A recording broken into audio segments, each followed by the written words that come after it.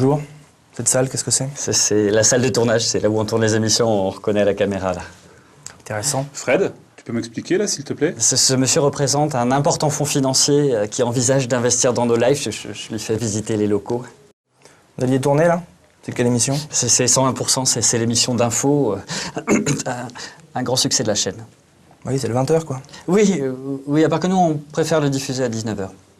Ah, c'est pas mal, il y a de l'idée, de l'audace, c'est bon placement en plus. Ça parle de quoi? C'est très intéressant, très construit, regardez. Alors, une critique de jeu, 1 minute pour parler d'eux, et les sorties animées.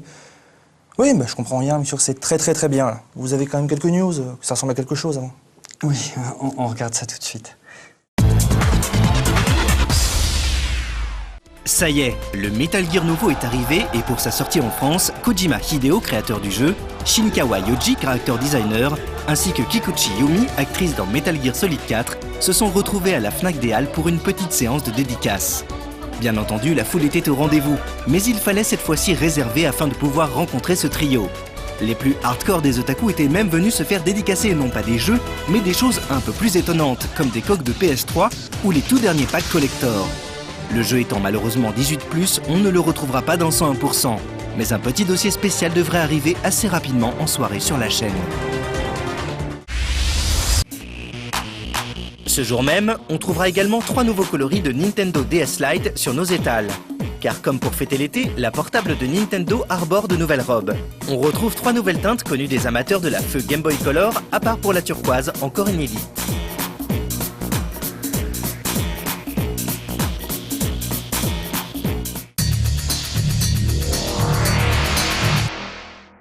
Et il y a des gens qui regardent, tous les soirs. C'est fascinant. Oui, et après on diffuse la critique de jeu. Quand vous dites la critique, c'est un reportage, le genre promo avec le réalisateur qui vient parler de son équipe, qui dit que c'est des gens géniaux, et l'équipe qui parle du jeu et qui dit que c'est top tendance. C'est ce genre-là.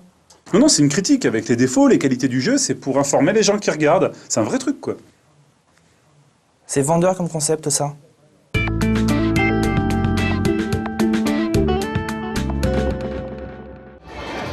Depuis quelques années, les jeux de rythme se sont peu à peu imposés comme des valeurs sûres dans le paysage vidéoludique. Si l'Europe semble avoir découvert ce type de jeu avec les quelques épisodes de Dance Dance Revolution ou encore Parappa the Rapper, parvenus jusqu'à chez nous au début de ce siècle, puis avec l'avènement de titres tels que Guitar Hero, le Japon a évidemment été un précurseur en la matière. Et parmi les séries les plus connues dans l'archipel nippon, on trouve notamment Taiko no Tatsujin.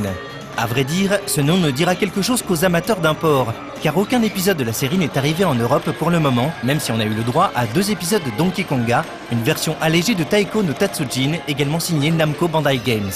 Pourtant, le jeu connaît au Japon un succès toujours aussi important pour chaque épisode sorti. Et il y en a eu un bon paquet, que ce soit en arcade, sur PS2, PSP ou encore sur DS.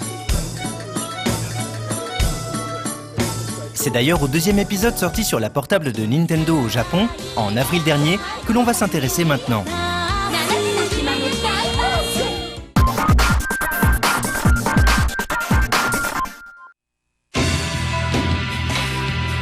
Pour ceux qui ne connaissent pas la série de Taiko no Tatsujin, pas de panique. Le principe est simple et connu pour quiconque a déjà touché à un jeu de rythme. Bien entendu, DS oblige, il faut surveiller les 2 écrans simultanément. En effet, sur l'écran tactile se trouve le taiko, un tambour traditionnel japonais sur lequel le joueur doit effectuer ses actions, alors que sur l'écran supérieur, on retrouve les notes qu'il faut suivre. Elles sont représentées par des pastilles de couleurs qui ressemblent elles-mêmes à des taiko vus du dessus.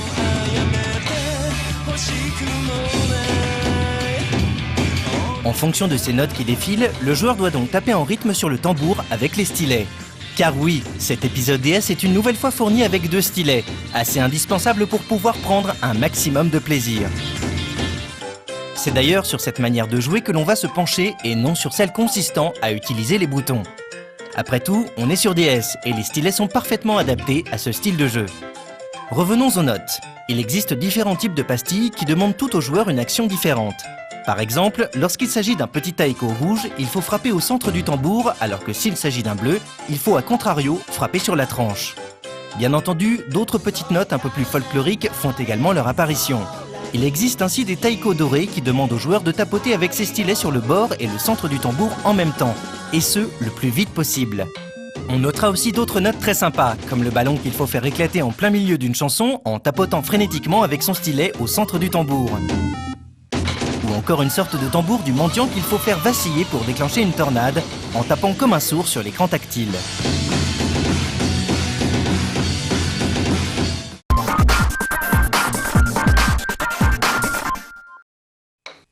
Dans un premier temps, un jeu musical se doit d'avoir une playlist digne de ce nom. Et de ce côté-là, la série n'a jamais trop déçu. C'est encore le cas ici, avec 37 morceaux, disponibles dès le début, au style varié répartis en plusieurs catégories. Il existe donc des musiques d'animé comme Chala et Chala de DBZ ou encore Daybreak's Bell, interprété par l'Arc-en-Ciel et qui sert d'opening à Gundam 00.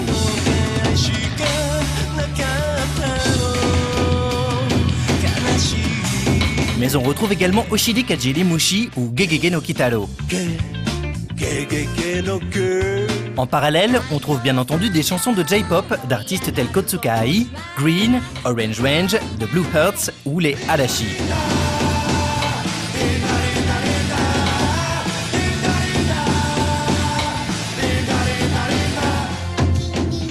Côté musique de jeu, on se contentera de quelques morceaux tirés de The Idol Master, Moji Pittan ou encore Soul Calibur 2.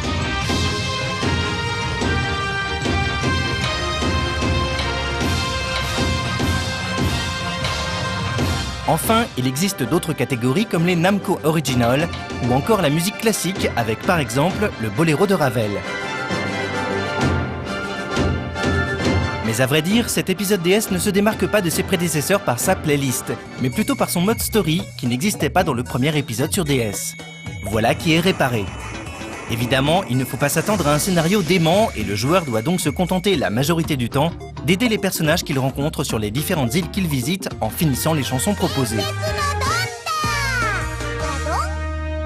Histoire de corser l'affaire, des missions sont imposées aux joueurs, comme réaliser 80 perfects ou encore battre 3 adversaires en marquant plus de points qu'eux. De même, il existe certaines confrontations avec des adversaires au cours desquelles le joueur voit son tambour obstrué par des attaques ennemies. S'il s'agit de bombes, il faudra par exemple à tout prix éviter de les toucher, sous peine de les voir exploser et de perdre le rythme. Mais en réalité, la difficulté du jeu est dosée de telle manière que n'importe quel joueur puisse s'amuser avec cet épisode. On remarquera d'ailleurs que les spécialistes du genre, en quête de gros challenges, ne se pencheront pas trop sur cet épisode DS. Le jeu est en effet très tolérant quant à la précision des actions du joueur, et il est presque impossible de ne pas valider une note, sauf dans le cas où on la laisse tout bonnement passer sans réagir. On termine donc très vite la plupart des chansons sans trop sourciller, tout du moins en mode difficile. Restent ensuite les modes que l'on débloque, comme le mode Oni qui demande un tout autre niveau pour terminer les chansons. Mais ça... La difficulté est donc dosée de manière assez particulière, et il faut attendre quelques temps avant de se voir proposer un défi digne de ses talents d'expert en jeu de rythme. Bien entendu, réussir ces différentes missions ou tout simplement finir les chansons dans le mode de base permet de débloquer de nouveaux morceaux, mais surtout, et c'est très important, de customiser son tambour. Après quelques temps, on peut ainsi choisir le type de tambour que l'on veut, ou encore habiller le petit taiko servant de mascotte au jeu, qui accompagne le joueur un peu partout dans ses déplacements.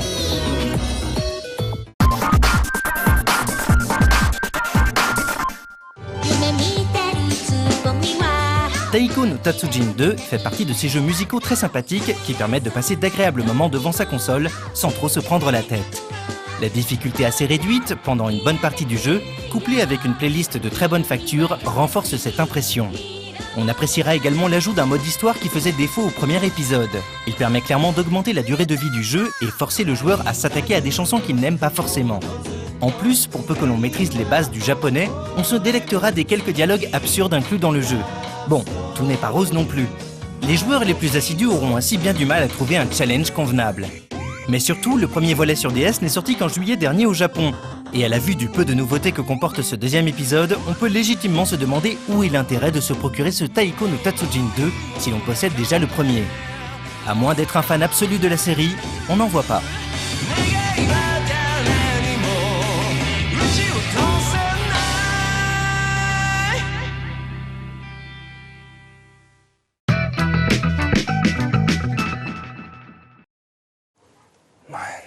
C'est spécial quand même. Ça peut plaire, remarquez. Hein. Faudra faire un sondage, un panel pour avaliser le truc. Oui, sûrement. Ensuite, on regarde quoi? 1 minute pour parler de... Donc la fin de la phrase, là. Non, c'est qu'en fait, on change de sujet à chaque émission. Ah oui, on s'adapte aux sponsors, au dossier de fond de la chaîne, on essaye de séduire des annonceurs. Ah, j'aime assez. Free market, média 2.0, il y a de l'idée. Non, en fait, on cherche plutôt à s'adapter à l'état des animateurs. Il vaut mieux regarder, je crois. Aujourd'hui, dans 1 minute, on va parler de... Ça fait répétition, mais j'adore. On va parler de open source. Et pour cela, je reçois... Jean-Michel Ottenbroek, bonjour. Bonjour. Et vous êtes Bill Gates, l'inventeur de Bill, de Boule et Bill, et l'inventeur des ponts. Ah non, pas du tout, je suis l'inventeur de la blague de la merde en boîte. C'est-à-dire? Depuis que je suis tout petit, j'adore faire cette blague, c'est que je monte dans un arbre, Oui. je fais caca dans une boîte de sardines, je recouvre un peu de cellophane, mais très légèrement, Oui. et après je jette la boîte sur un passant. Ah oui, j'adore cette blague, c'est de vous. Oui, c'est de moi. Et la blague de... je crois que je vais éternuer, j'éternue et en fait je me chie dessus.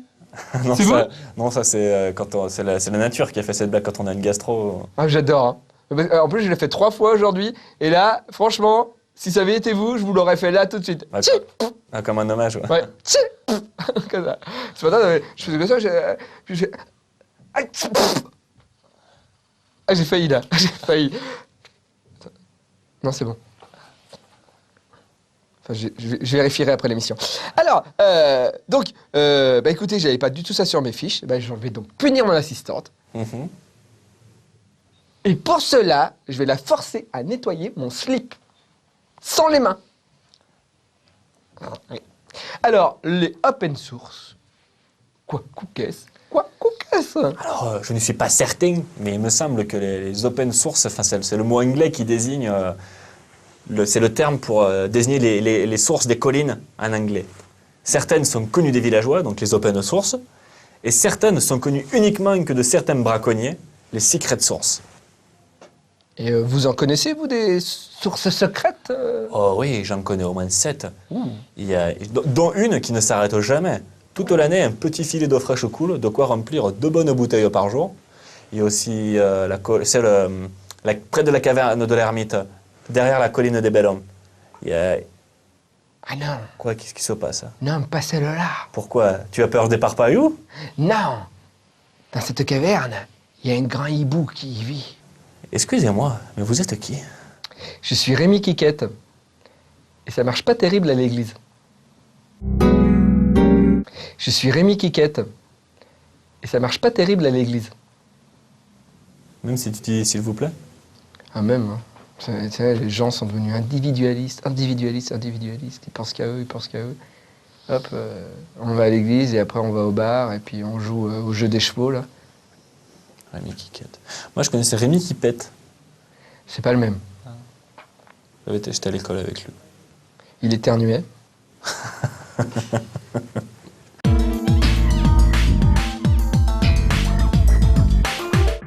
Ouais, quand même, c'est spécial. Hein. Bon, remarquez, on a réussi à rendre des chiens cultes, alors pourquoi pas. Hein, Puis il y a des bons points, le côté mini-série, le style un gars, une fille, j'aime assez. Ouais, mais là, il faudrait embaucher une fille, alors. Ouais, bon, ce qu'on va faire, c'est qu'on va commencer par virer un des 2 gars, pour ça de gagner. Hein.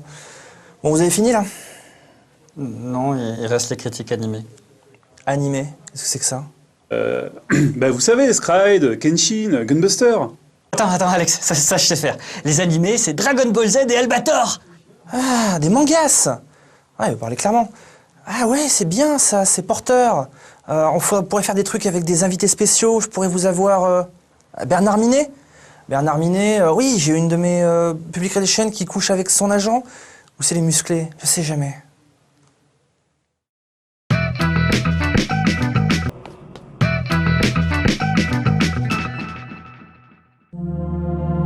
À ceux qui pensent que la production actuelle d'animés japonais ne se résume qu'à des productions commerciales sans âme, une œuvre comme Pelkokun leur démontrera certainement le contraire.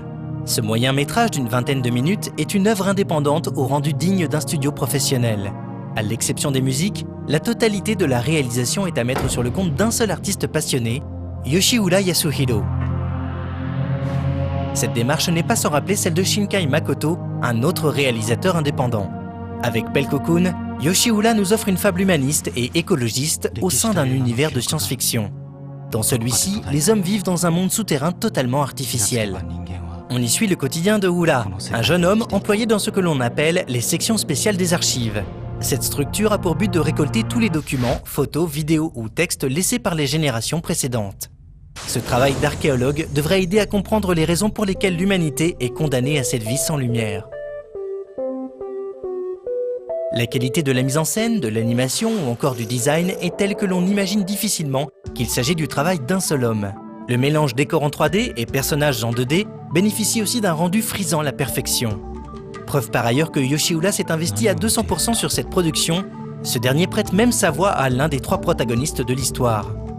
D'aucuns pourraient critiquer l'aspect très contemplatif du récit. Pourtant, force est d'admettre que la narration remplit parfaitement son rôle, celui d'émouvoir.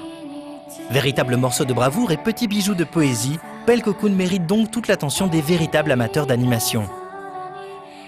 Cette édition bénéficie de quelques sympathiques bonus. Il y a d'abord un livret, sorte de mini-roman donnant des indices supplémentaires sur le contexte du récit.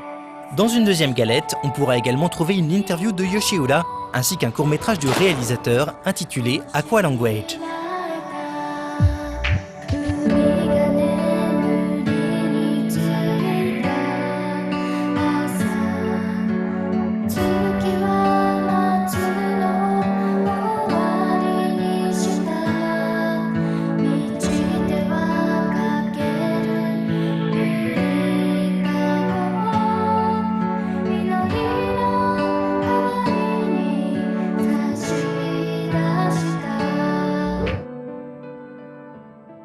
Le doublage français est signé par les studios de Saint-Maur, qui ont déjà travaillé sur plusieurs animés japonais. À part peut-être une certaine monotonie dans la voix de Hula, l'ensemble est tout à fait correct. Oui, c'était l'époque où les systèmes de surveillance de l'environnement avaient accès au niveau supérieur. Il paraît qu'ensuite la vie est devenue impossible. Et qu'ils ont dû venir s'enterrer ici.